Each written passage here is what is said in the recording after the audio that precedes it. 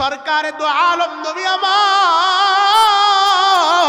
এই বক্তব্যটাই মসজিদে নববীর ভিতরে বসিয়া সাহাবাই কেরামের সামনে দিচ্ছে।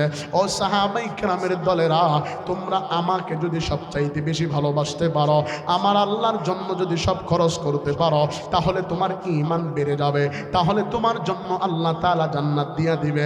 সাহাবাই কেরাম সবাই এক বাক্যে সবক নিয়েছে, কিন্তু হযরতে বরা রাদিয়াল্লাহু তাআলা আন উনার সাথে ছোট্ট একটা সাহাবী নিয়ে আসছে।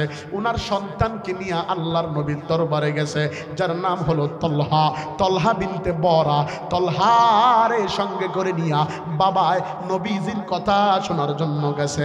বাবা নবীজির কথা শুনে তলহা বসে বসে আল্লাহর নবীর চেহারার দিকে তাকায়।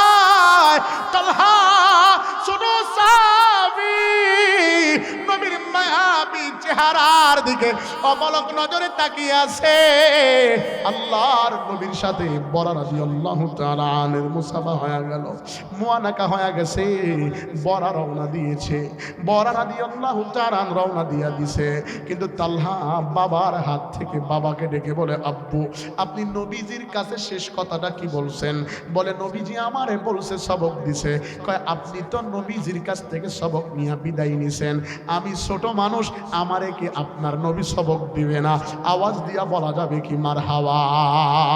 আমি ছোট থেকে কি আমারে আমার আপনার নবী আমারে সবক দিবে না? তালহা ডেকে বলে, বাবা আপনার নবী আপনারে সবক দিয়েছে, আমারে কি সবক দিবে না? বলে, কেন নয়, তোমারেও সবক দিবে।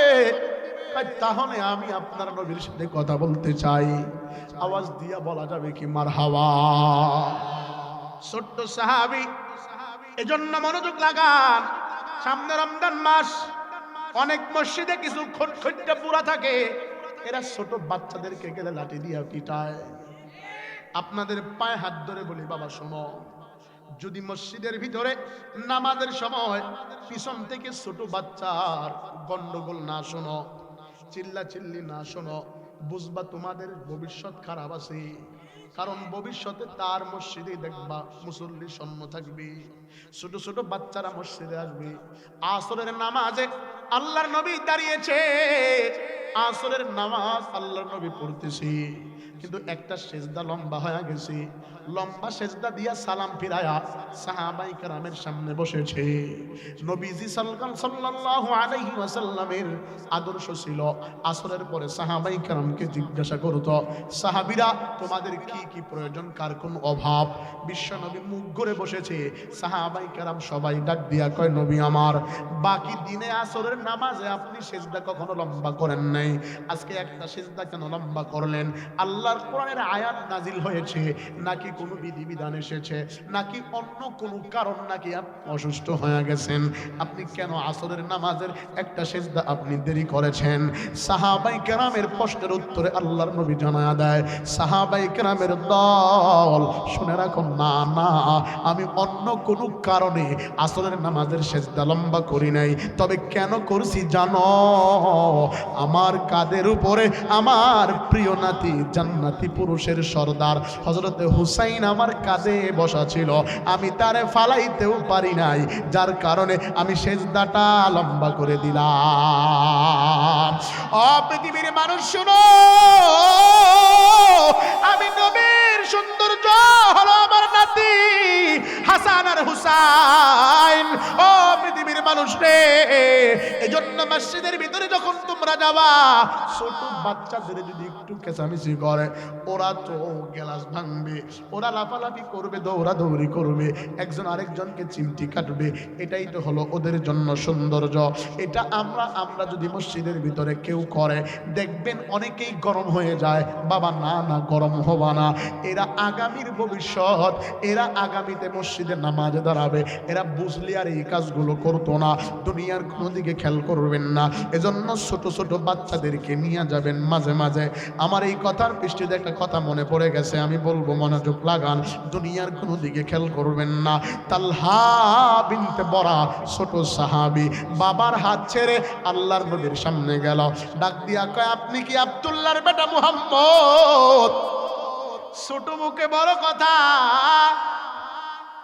অন্য অন্য সাহাবায়ে কেরাম যারা বিদায় নিতেছিল সবাই মুখ ঘুরেছে, ব্যাপার কি রে?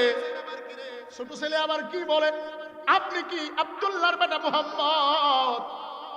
আপনি কি সবাইকে বয়ান শোনাইছেন? বলে হ্যাঁ। আমি তলহা, মারহাবা কন, আমি তলহা বিনতে বরা। সাহস দেইখা বিশ্ব নবী তারে বুকে জড়ায় আনিছে। ডাক দিয়া কয়, তলহা বলো, আমি হইলাম আব্দুল্লাহর বেটা মুহাম্মদ, তুমি কেন আমার সামনে আসছো বলো। কয় আপনি কি বিশ্ব নবী? বলে হ্যাঁ।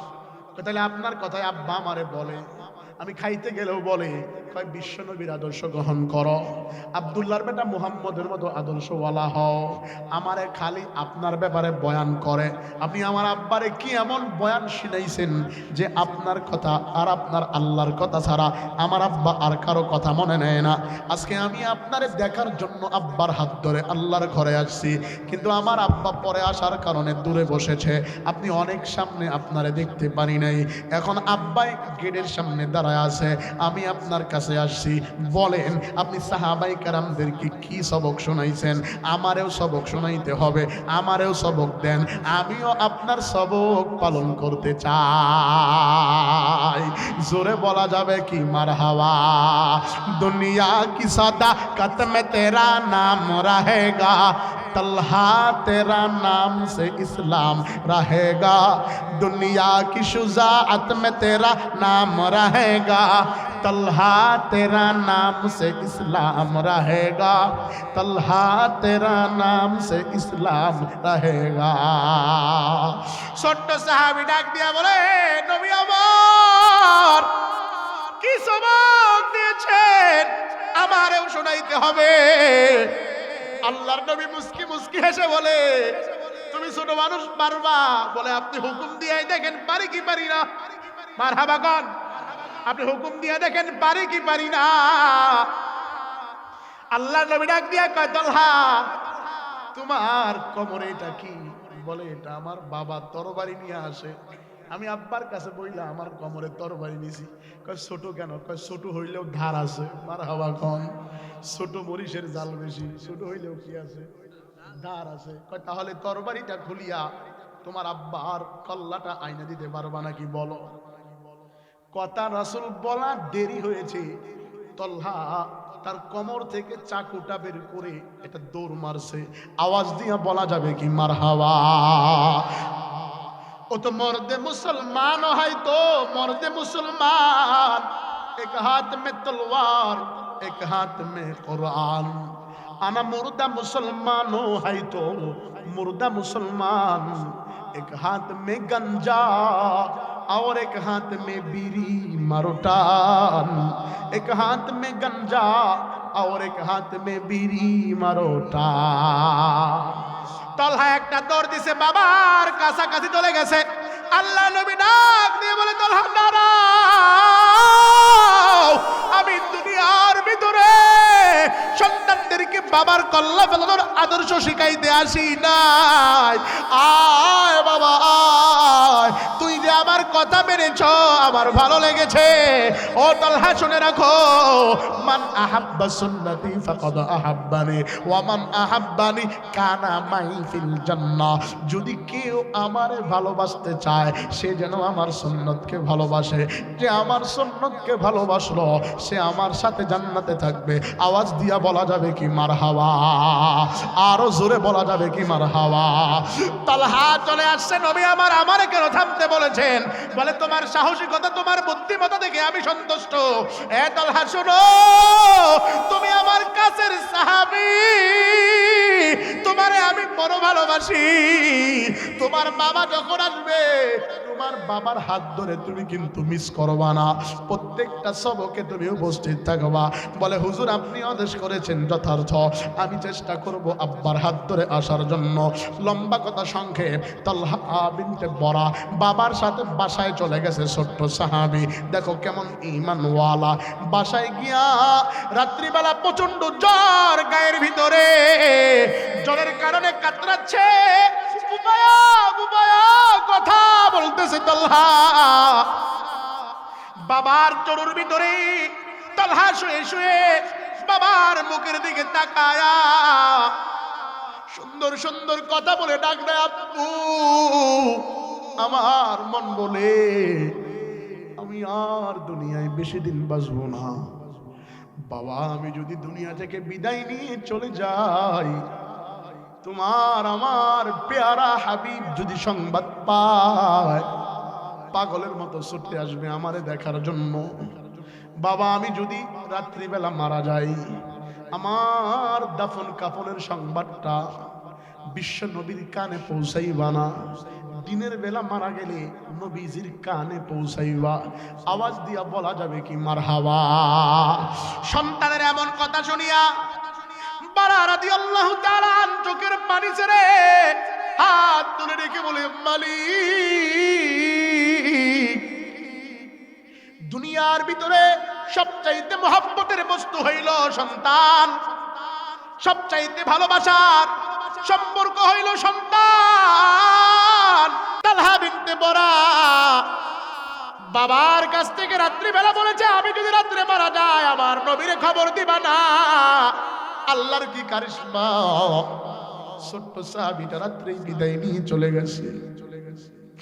কাফন দাফন হয়ে গেছে, রাত্রিবেলায় জানাজা হয়ে সমাপ্ত। বেশ কিছুদিন পরে আল্লাহর নবী সংবাদ পেয়েছে যে তার ছোট্ট সাহাবী তালহা দুনিয়া থেকে বিদায় নিয়ে চলে গেছে। সাহাবাই কেরামকে নিয়ে হযরতে বরার বাড়িতে আল্লাহর নবী যায় বলে, বরা রে, আমি কি আমার ছোট্ট সাহাবীর আমি কি ওয়ারিস ছিলাম না? আমার কি মন চেয়েছিল না? আমার তো মন বলেছিল তারে আমি গোসল করাবো, কাফনের কাফন পরাবো, তার জন্য আমি জানাজা দিব, তারে আমি কবরে নামাবো। কেন আমারে মাহরুম করলা? কেন তুমি আমারে, তা সে মারা গেছে, কেন তুমি আমারে খবর দাও নাই বলো? আমার নবী আমি কি জানাজা পড়াইলে খারাপ হইতো? তালহা মারা গেছে, আমারে কেন খবর দাও নাই? আল্লাহর নবীর প্রশ্নের উত্তরে বড়া চোখের পানি ছেড়ে বলে, নবী আমার, আমি কি বলবো? আমার কার মনে না চায়, কোন বাবার মনে না চায় বিশ্ব নবী এসে জানাজা পড়াবে, ছেলের কাফন দাফন দিবে? কার মনে না চায়? আমার মনেও চেয়েছিল নবী আমার, কিন্তু আপনার সাহাবী আমারে নিষেধ করেছে। আওয়াজ দিয়া বলা যাবে কি মারহাবা? আরো জোরে বলা যাবে কি মারহাবা? বলে, আপনার সাহাবী আমার নিষেধ করেছে, আপনার ছোট্ট সাহাবী তালহা আমারে বলেছে। মুমূর্ষ অবস্থায় গায়ে প্রচন্ড জ্বর, জান যায় যায় ভাব, ফুফায়া ফুফায়া ঠোঁট নাড়ায়া বলে, আব্বু, রাত্রি মারা গেলে নবীরে খবর দিবা না, দিনে মারা গেলে নবীরে খবর দিবা। এজন্য রাত্রি মারা গেছে খবর দেই নাই। কেন রে? আমার সাহাবী ছোট্ট তালহা কেন এই কথা বলেছে? এবার বলে, বড়া বলে, নবী আমার, আপনার প্রিয় ছোট্ট সাহাবী বলেছে, রাতের গভীরে যদি আমার নবী আমার মরণের সংবাদ শুনে গহীন পাহাড়ি রাস্তা বেয়ে আমার নবী আমার দাফন কাফন দেওয়ার জন্য আসবে, না জানি সেই সময় কোন দুষ্ট কাফের আমার নবীরে আঘাত করে বসে। আমি তালহার জানাজার জন্য আমি আমার নবীরে কষ্ট দিতে চাই না। আওয়াজ দিয়া বলা যাবে কি মারহাবা? আল্লাহর নবী হাত মারা ডাক দিয়া বলে, মালিক, তালহারে তুমি মাফ করিয়া দাও। তালহা আমারে এত ভালোবেসেছে, এজন্য আমি বলি মুসলমান ভাই বোনেরা আমার, ছোট্ট সাহাবী তালহার মতো নিজের ঈমানকে পরিপূর্ণ করো, আল্লাহর ইবাদত করো, রাসূলের মোহাব্বত সিনায় ঢোকাও, নিজের জীবনটাকে আল্লাহর জন্য সঁপে দাও। আমি যা ভাবতেছো কিছুই না, আজ আছে কাল নাই, চক্ষু বন্ধ হয়ে গেলে সব তোমার জন্য শেষ। বাজান, এজন্য অনুরোধ, লম্বা কথা নয়, সংক্ষেপ যা বলেছি এটা অনুযায়ী আমল করবা, জীবনটাকে পরিবর্তন করবা। আর গুনার কাজে নিজের জীবনটাকে লুটাইবা না, আর গুনাহের দিকে যাইবা না। গুনাহ দেখলে সরে আসবা, আমলের কাজে বেশি বেশি নজর দিবা। সামনে রমজান মাস, রোজা রাখবা। আল্লাহ রাসূল বলেছেন, যে ব্যক্তি রমজান পাইল গুনাহ ক্ষমা করাইতে পারলো না, তার মতো কপাল পোড়া কেউ হইতে পারে না। বাজান, আজকের রাতটাও বরকতপূর্ণ রাত।